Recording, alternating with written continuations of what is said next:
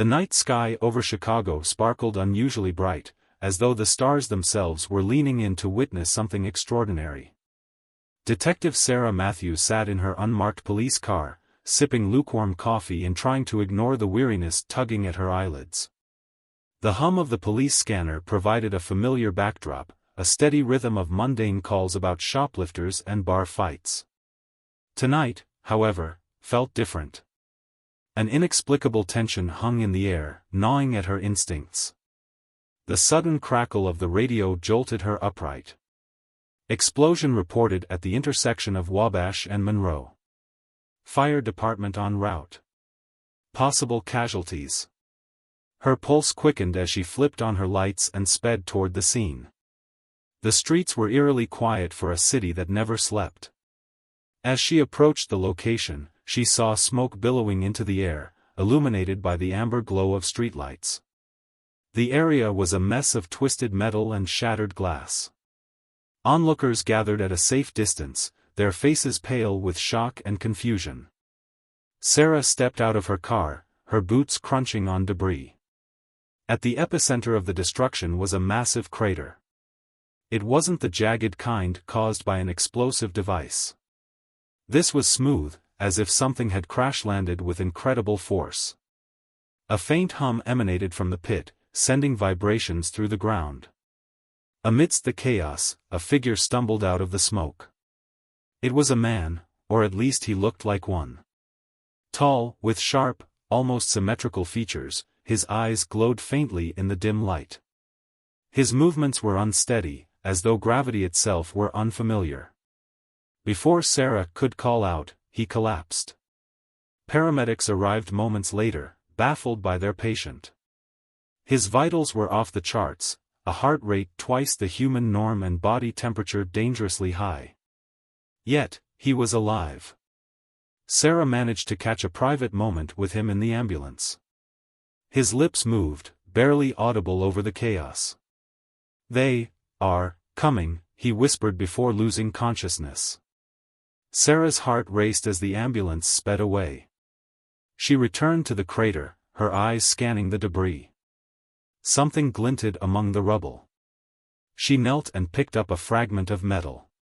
It was unlike anything she had ever seen, smooth, almost liquid-like, yet solid. It was warm to the touch, vibrating faintly. She pocketed it, her instincts telling her it was important. Back at the precinct, Sarah tried to file her report, but her mind kept drifting to the crash and the man's cryptic warning. The metal fragment sat in her desk drawer, its hum faint but persistent. Sleep eluded her that night, her dreams plagued by visions of glowing eyes and alien landscapes. The next morning, Sarah's first stop was the hospital. She needed answers. But when she arrived, the man was gone. The staff claimed he had checked out against medical advice, but Sarah knew better. Someone had taken him. Her suspicions were confirmed when two strangers showed up at the precinct. Dressed in sharp suits and armed with badges that bore no agency she recognized, they introduced themselves as agents from a special division. Their questions were invasive, probing every detail of what she had seen. Their eyes lingered on her desk, as if they could sense the fragment hidden within. When they left, Sarah's gut told her one thing: she was now part of something much larger than herself. Determined to uncover the truth, Sarah sought the help of Dr. Ethan Vance, a reclusive physicist who had once worked on classified government projects. Ethan's face turned pale when she showed him the fragment. "This isn't from Earth," he said flatly. He explained that the material was designed to withstand forces far beyond human capabilities. "Whatever this is, it's not just advanced. It's otherworldly." Their investigation led them to rumors of an intergalactic fugitive. The stories described a criminal capable of shifting forms, blending into any society. This being was wanted across several star systems for stealing technology that could alter the balance of power in the universe. Sarah couldn't shake the feeling that the man she had seen, or whatever he truly was at the center of it all. Her suspicions were confirmed when Kael found her. He appeared in her apartment one evening, his human guise flawless but his desperation palpable. He introduced himself and claimed that he was innocent. According to Kael, the bounty hunters chasing him were working for a powerful interstellar corporation that wanted to monopolize his technology. "The device I carry isn't a weapon," he explained. "It's a terraforming tool. It can turn barren worlds into thriving ecosystems.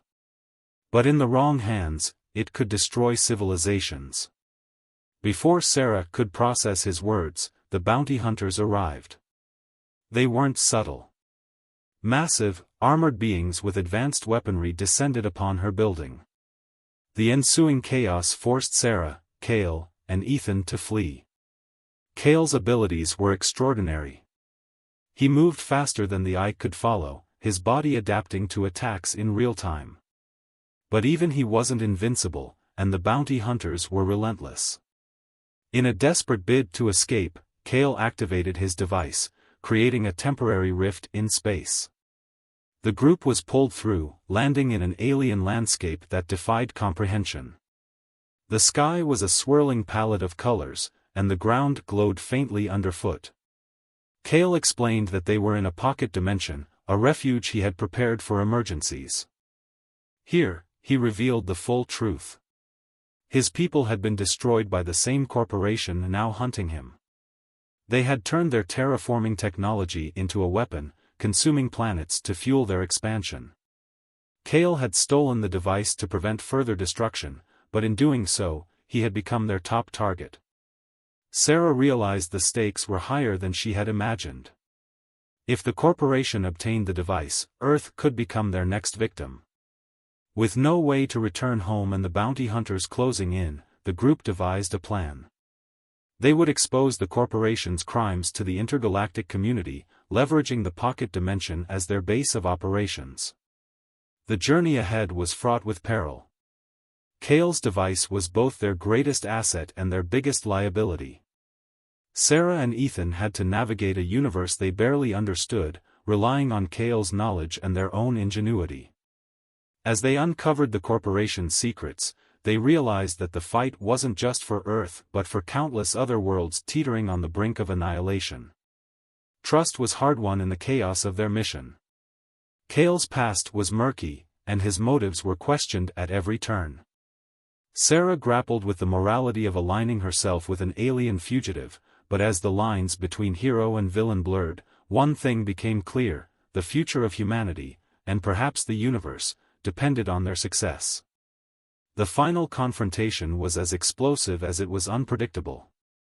The group managed to infiltrate the corporation's stronghold, a sprawling station orbiting a dying star. Ethan's scientific expertise and Sarah's tactical skills proved invaluable, but it was Kael who turned the tide.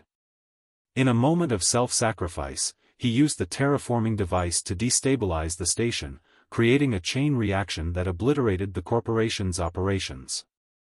The cost was high. Kael's body was irreparably damaged, his glowing eyes dimming as he handed the device to Sarah. "Protect it," he said, his voice barely a whisper. "And protect your world." As the station collapsed, Sarah and Ethan escaped through another rift, returning to Earth. They emerged in the middle of a quiet field, the stars shining brightly above. The device, now inert, rested in Sarah's hands. The world would never know the full story, but Sarah did. Kael's sacrifice had given humanity a chance, and she vowed to honor it. The fragment of alien metal in her pocket hummed softly, a reminder that the universe was vast, dangerous, and full of wonders yet to be discovered.